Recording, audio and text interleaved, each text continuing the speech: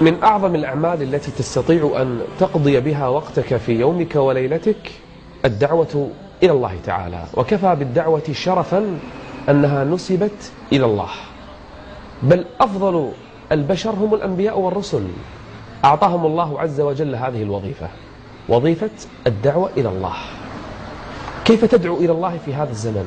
الأمر سهل يسير. كان الناس في السابق إذا أرادوا أن يبلغوا رجلا في قرية بعيدة أو في بلد آخر احتاجوا إلى السفر، إلى الوقت، إلى المال، إلى الجهد. أما اليوم الأمر لا يعدو جهده فقط كبسة زر، ضغطة زر، تدخل إلى مواقع تبدأ تنشر الدعوة إلى الله عز وجل في مشارق الأرض ومغاربها. قد تكون لا تملك شيئا من العلم، نعم لا تدعو إلا بعلم، لكن أحيانا ما عندي أنا علم كثير.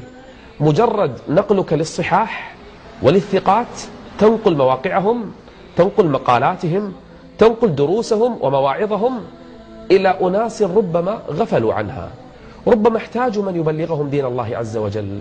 والله ما في أفضل من الدعوة إلى الله، كما قال الله جل وعلا: ومن أحسن قولا ممن دعا إلى الله وعمل صالحا وقال إنني من المسلمين. تخيل لو أسلم على يديك إنسان في أقصى الأرض، في الصين مثلا، في أستراليا، في روسيا، في أفريقيا، كل أولاده وذريته من بعده إلى قيام الساعة إن كانوا مسلمين فإنهم في ميزانك. أي عمل أرجى من هذا العمل؟ إن دعوة غير المسلم للإسلام ودخوله في الإسلام خير لك من الدنيا وما فيها.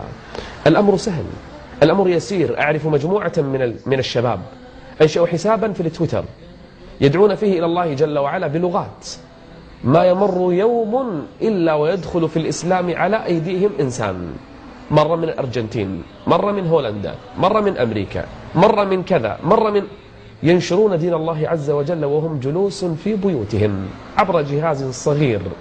ومن الناس من أسس صفحات، أنشأ صفحات في الفيسبوك، ومنهم مواقع متكاملة، ومنهم من أنشأ مواقع بعدة لغات. ليس عليك إلا أن تشارك معهم، تساهم في النشر، تكون حلقة وصل بين هؤلاء الدعاة وبين غيرهم، فتأخذ الأجر كله، والدال على الخير له مثل أجر فاعله. كل يوم وليلة احرص على أن تميت منكرا، تنهى عنه وتغيره، وتأمر بمعروف وتنشره، فتلك صدقة لك عند الله.